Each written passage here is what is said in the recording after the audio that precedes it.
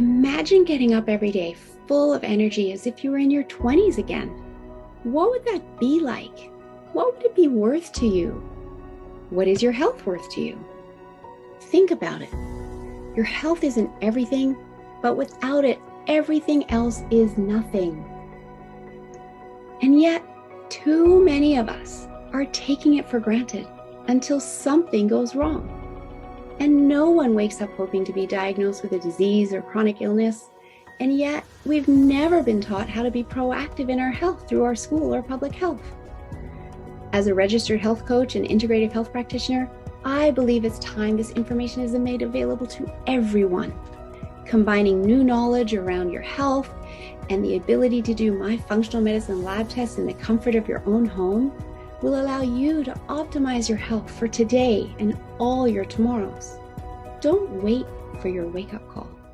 Welcome back to the Don't Wait for Your Wake-Up Call podcast. My name is Melissa Deely, and I am the host of the show. And today I am bringing to you a good friend of mine, Whitney Kobrin. She is a relationship coach. Whitney, welcome to the show.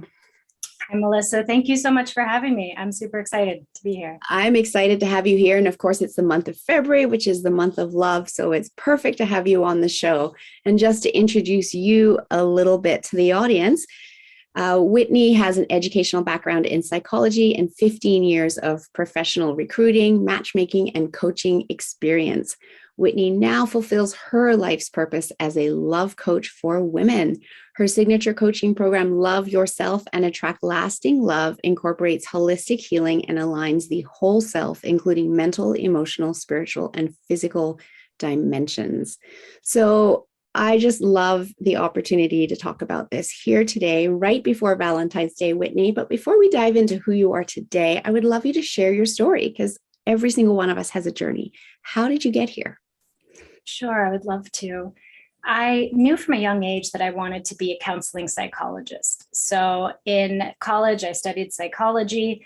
And at 23 years old, right when I was about to become a psychologist, I had been working with people at crisis centers and addiction centers. And I had this realization that people don't change unless they want to change. And it was very frustrating to try to lead a horse to water and watch it not drink. And plus, at 23 years old, I thought, what life experience do I have? So I changed my career trajectory and went into business and ended up working in recruiting and talent acquisition for 13 years. Along the way, at 24, I had my son, which was a stressful period in my life, to say the least. I struggled with relationships. It was a nightmare. And at one point, I just realized I can't keep going through this merry-go-round and emotional roller coaster. I got to figure this out. So I started reading all the relationship books I could find, learning from love experts, and I met and married my husband after that. And unfortunately, after we were together for 5 years, my husband passed away very suddenly, unexpected. He was only 37. Absolutely tragic, and sorry that you had to go through that. Yeah, it was, it was just the last thing that I would have expected in life. But it was like no one ever asks for that kind of an outcome, right? So it's traumatic and shocking, and yeah, it was like the happily ever after happened, and then it was all taken away. And it gives me a perspective that I'm able to help other people now who are in that position, who are going through a divorce unexpectedly. I've worked with other widows, just people that they think that life is done and they can coast, and then something big happens. And I know you deal with that too, with health challenges that come up and just surprise people and change everything. So in my case, I took that tragedy, and within 4 years, I have a new home in a new state. My son's in a new school that's great for him. I have all new friends. I have a new career that I absolutely love and is super fulfilling that I never would have had before. So it's not that I would have ever asked for it. And I don't like that people say things happen for a reason. I do have a belief that things have a way of working out, even though it may not look like it in the beginning. That power of 2020 hindsight when we look back, right? And we can see things can work out, right? We have to keep putting one foot in front of the other in order for them to work out. We can't give up. And that's what you did. That's a powerful story and testament to your resilience. Yeah, thank you so much. Yeah. I started working as a matchmaker after that happened and after I was just over my corporate 9-to-5 HR management role. And when I was working as a matchmaker, it was awesome. I loved it. I have some couples that are married now. I have couples that are still together. I even matched myself at that time, and I just got engaged over Christmas break. Oh, congratulations. Super exciting. And can I just stop you there? Because I just want to ask, when you say I worked as a matchmaker, was that working for a company, for someone else at that point, still not your own business at that point? Yes. Okay. I was working for a larger company and I had all female clients. I had one male client the whole time, mostly all female. And what I found was many of them I could set up on date after date with guys that are just the right match for them, and it just wouldn't work out. And that got me really curious. And that's when I started looking into how I can help them further. So I got my coaching certification and I started coaching my matchmaking clients. And then that evolved into, I just want to do this full time and coach women how to be their own matchmaker and how to really have an amazing relationship with themselves first and then with someone else. I love that. I love that you saw where the gap was, right? And then now you filled that gap, because you're so right that we can match people with their perfect partner, except if we still live in limiting beliefs. We might know what we want, but the limiting beliefs are getting in the way of us actually creating that by, pulling us back or triggering behaviors, et cetera, that get in the way. So I love that you recognize that there's this gap, and it's not just about matching two people together, but it's also about shifting the beliefs into who we want to be, how we want to show up, and understand who we want to attract in order for that matchmaking to be successful. Yes, exactly. I love it. So how long have you been working for yourself doing this now? I started in 2020. So it's been about a year and a half now. Yep. Yeah. And I love how you also said that you match made yourself and now you're engaged. So have you set a wedding date? Not yet. Not yet. Still new. We live together with our two teenagers. We're very happy. We are very close to being married. I think we'll probably just run away and go do it somewhere. That's awesome. I love it. So Valentine's Day is coming up. In fact, this episode comes out on February 12th. So there's so much hype around Valentine's Day. There's so much pressure, and a lot of it comes from the marketing of it, right? And societal expectations, et cetera, et cetera. So talk to me about that. The reality of Valentine's Day compared to the expectations, and where does that leave people? Oh my goodness. Valentine's Day is such a double-edged sword.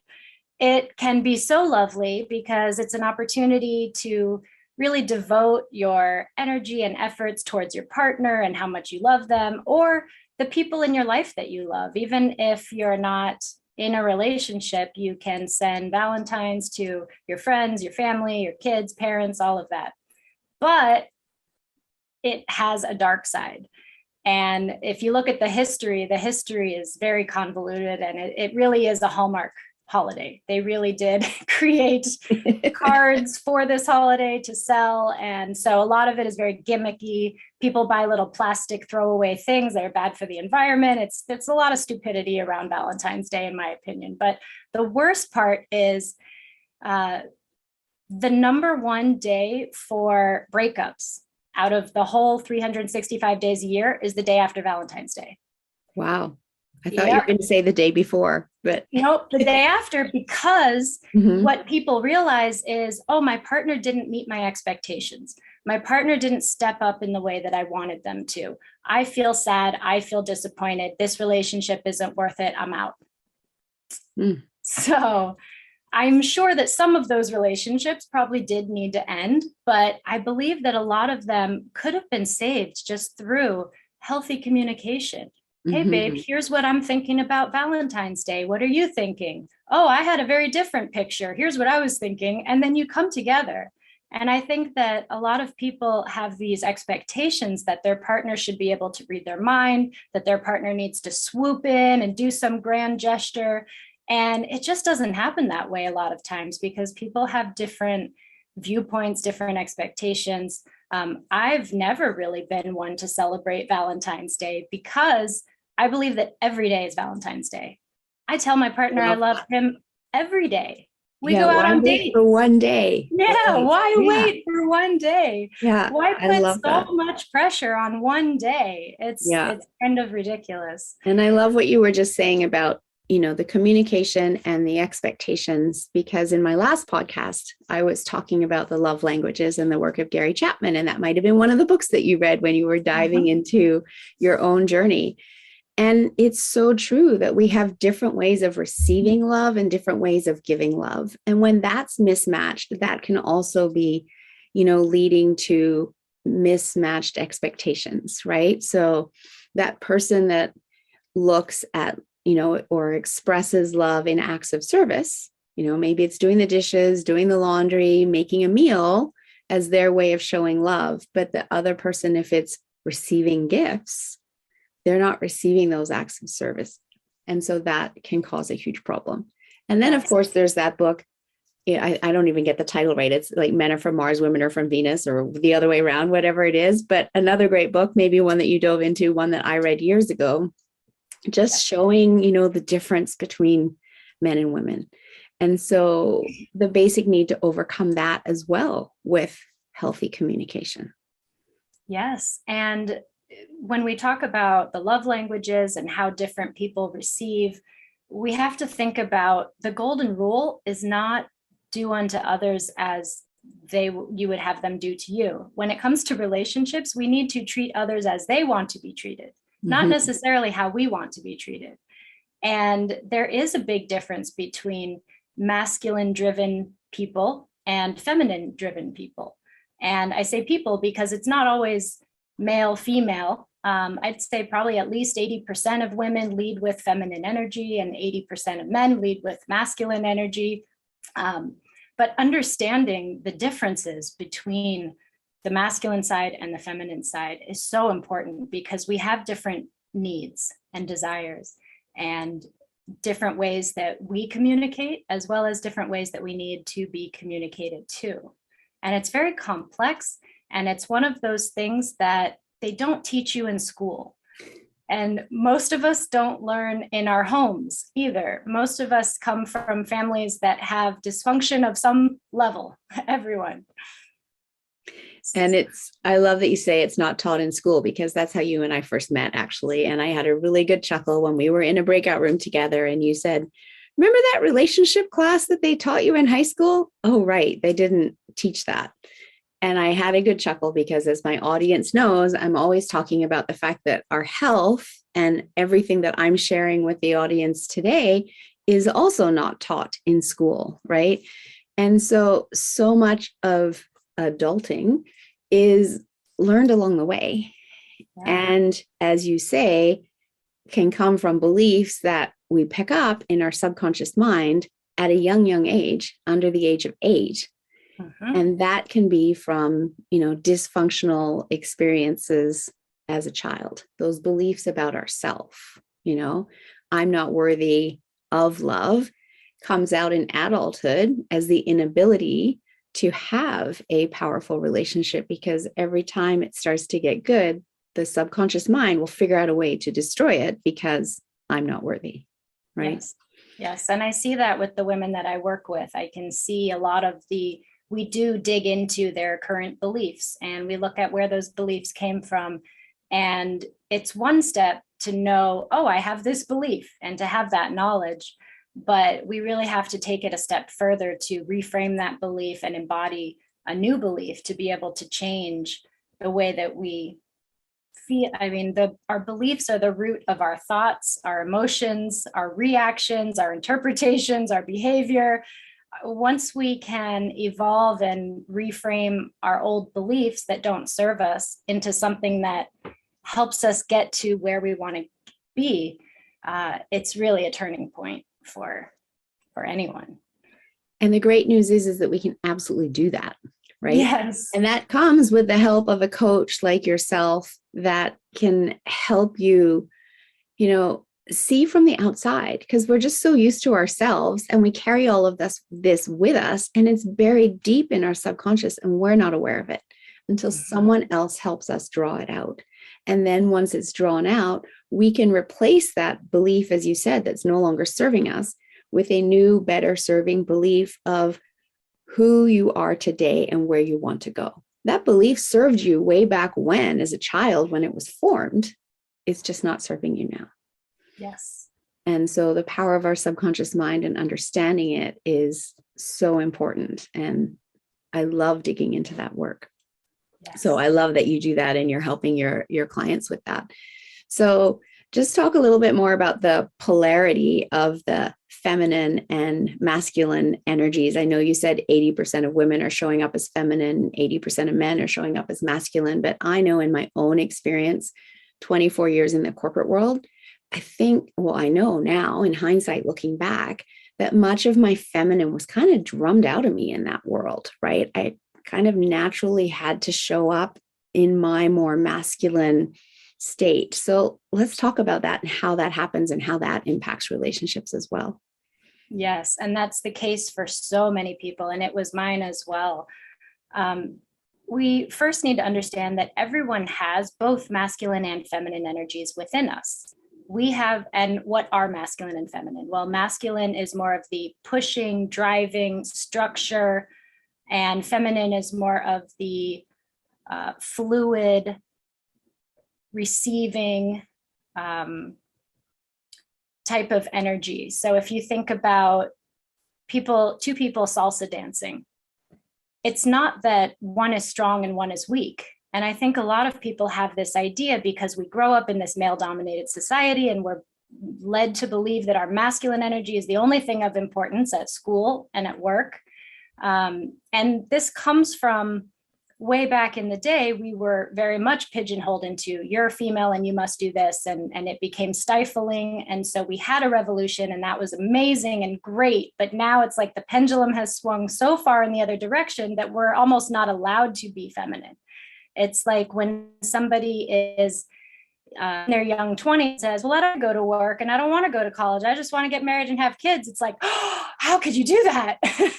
And for some people, that's what they want. And true freedom is allowing anyone to have what they want and not saying, no, you have to go to work and do this and do that. So, and just before you go on there, I just want to also point out what's really interesting in that history is if we go back even further in history, or we look at tribal cultures or Aboriginal cultures, what's super fascinating is who is running the show there.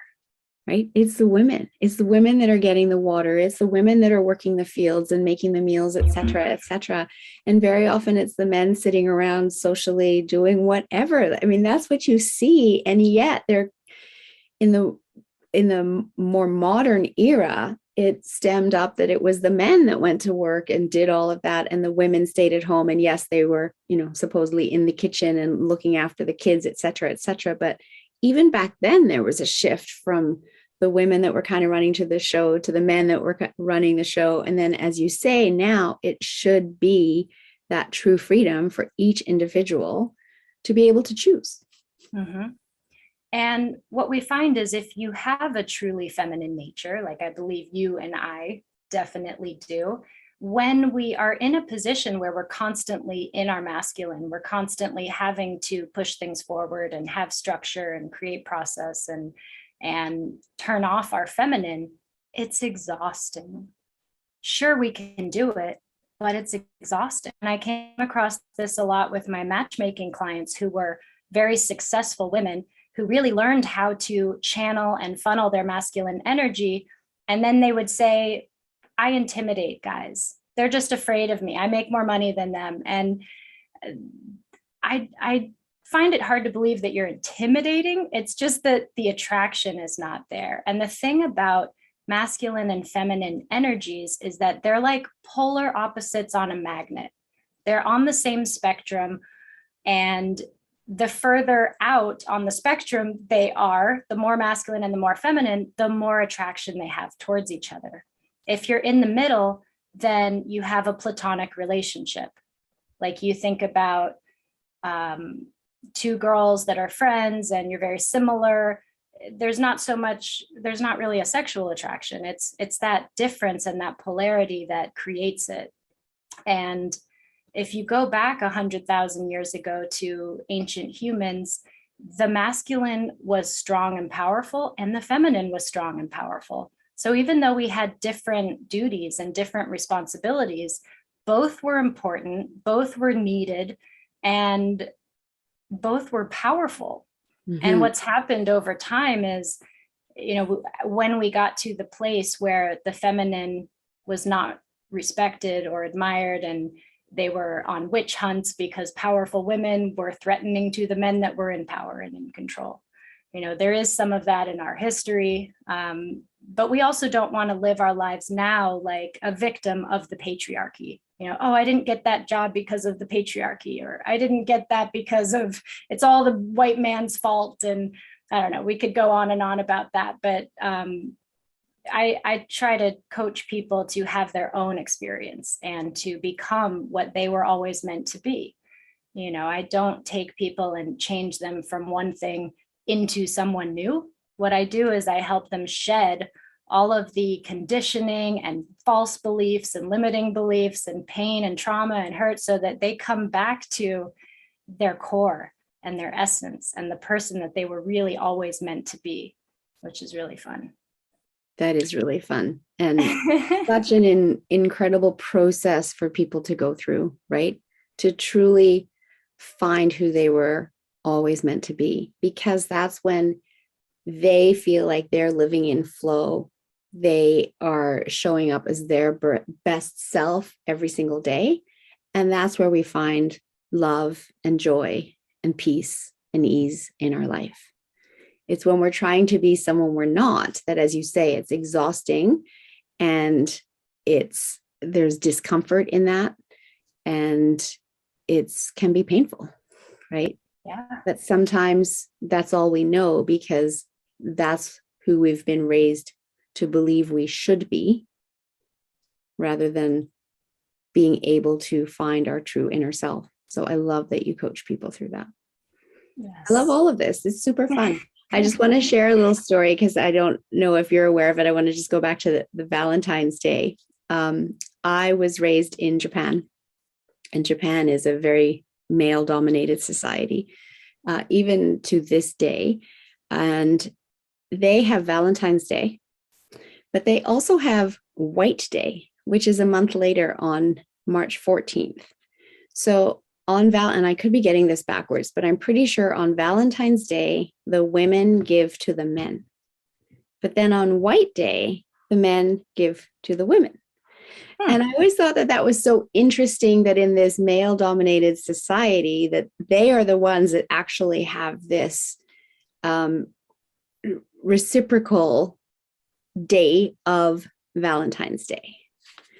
And as much as they are very male dominated, they do also show a lot of care for one another in society. So I think it's their deeper roots that are coming out there. But it could also be a marketing gimmick, because they're very good at taking things and figuring out a new way to make money. So maybe it's another Hallmark day, because now that's another day that a whole bunch of people are buying a whole bunch of gifts. I don't know, but I just thought I'd share that little story with you and the audience. Yeah, so you have a new course coming up. So tell us about that. Yes. So I have a couple of courses, actually, but my primary course is called Love Yourself and Have Lasting Love. And this is for women. And I work with women at all stages of love. So it could be that you are single and working on yourself. It could be that you're dating and trying to navigate the confusing world of online dating. It could be that you're in a relationship but not fully feeling satisfied. Or it could be that you're going through a breakup, a separation, or a divorce.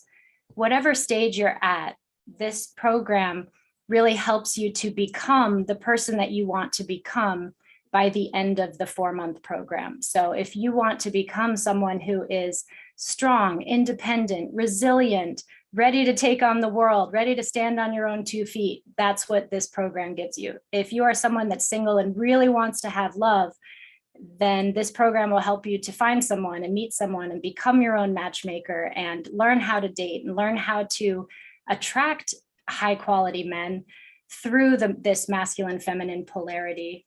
And if someone's really going through a rough time in their relationship, I will help them to get peace and clarity and help them to know, is this relationship bad for me? Is this toxic? Do I need to get out? Should I move on and look for someone else? Or what can I do to make this relationship better and make it work? And so all of that is covered. And yeah, like I said, it's about a 4-month program. Awesome. So how can people that are interested in that get hold of you and learn more about the program? Yes, my website is whitneylovecoach.com, and you can sign up for individual courses. You can sign up for a discovery call. I will give anyone an hour conversation where we will talk about where you are now, where you want to be, what your patterns are. We'll even talk a little bit about your past and childhood and see what the main issues are and where we would need to address and how I might be able to help. So I invite and encourage everyone. I have limited time on my calendar, so go there now and pick a date and time and fill that up. And I would be happy to talk to you more about the programs. There's also a free gift on my website. It's geared towards women who are looking to have a better relationship or love life. And it's called 3 Shifts to Manifest Your Ideal Relationship. And I've added that into the show notes, and we'll also add your discovery call link into the show notes as well. So thank you very much for both of those. That's super generous. And as you heard her say, her calendar fills up, especially when she's offering you an hour of her time. So don't delay, book that now so that you can bring yourself and your relationship to the next level, or find that relationship that you've been looking for. So I've absolutely loved this conversation with you, Whitney. I love what you're doing. And I think there's so much need for it in today's world, as we discussed. It's not something taught in high school. It's not something that, as human beings, we are naturally good at learning, right? So getting the guidance and support of someone like yourself is so important in just raising your level to have an authentic, meaningful relationship to the next level is so important. Yes. So this, of course, all ties into health, because when we're living in that place of love and joy, we're elevating our energies, it's strengthening our immune system, we're feeling healthier and just enjoying life more. And I love to ask my guests, what does "don't wait for your wake-up call" mean to you? Oh, it really resonates. And I think a lot of people, when it comes to their love lives, they ignore problems. They ignore that they feel lonely, or they ignore that their partner is not giving them what they want. And they just let it deteriorate and get worse and worse and worse and worse. And they wait until they're at rock bottom. They wait until finally there's a big, explosive, awful divorce, or they wait until they're so hurt that they can barely get out of bed. And so I encourage people, take action now. If you feel like your life could be just a little bit better, why not take that effort and put your time and energy into making it better? There's no reason to wait for that wake-up call. There's no reason to wait for things to explode or to get so bad that you just can't take it anymore. I 100% agree. And again, it's the same with our health. I don't know what it is about us humans, but same thing. We wait and wait and wait until our symptoms are absolutely screaming and yelling at us to do something about our health. And sometimes that's when, as you said, I can't even get out of bed now. Mhm. I've let it get so bad, versus addressing the signs early on, right? Yeah. So important. And I like to say that average people learn from their mistakes. Stupid people don't learn from their mistakes, but really smart people learn from other people's mistakes.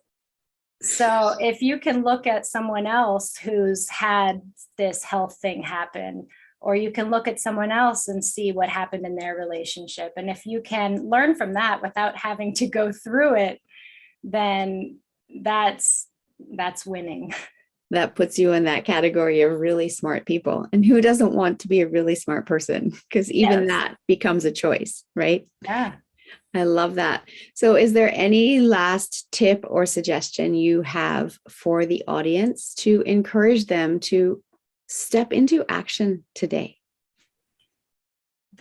That's really just it, is step into action. You know, we get so stuck and so paralyzed, and we just believe, well, this is just who I am, or this is just how I react, or this is just how my relationship is. That's just how my husband is. Or, you know, I really have seen dramatic transformations in people, personality changes, total life changes that they didn't see possible. And so, yeah, if anyone out there thinks that there's some opportunity to make things better, go for it. Take action, do something today, and your future self will thank you for it. Click on that link to Whitney's discovery call and just start there. It's just a conversation. I love that. Thank you so, so much for being on the show. And thank you to my audience for continuing to listen. I hope you are enjoying this month's theme of love and how being in that state of love is positively impacting your health. So until next time. So just before we finish up today's show, I want to let you know about my next group program, my Health Kickstart and Detox. The best way to start diving into your health, if this is what you're doing and my podcast is motivating you to get started, is to start looking at nutrition, the right way to eat for your body, and understanding that, as well as digestion, because you are what you absorb and not just what you eat. And so I teach how to ensure your digestive system is even turned on so that you can benefit from the food that you're putting into your body, as well as sugar. Where is it sneaking into your diet, even when you're trying to be careful? Unfortunately, it's in everything these days, and so it does tend to sneak in. So I combine all of this learning in a group program for support for you, along with setting you up for success on your detox program, providing recipes and meal plans, etc., so that you can truly enjoy the benefits of getting those toxins out.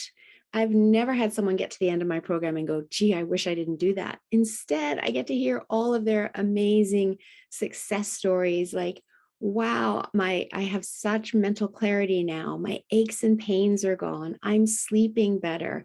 My bloating and gas and indigestion is gone.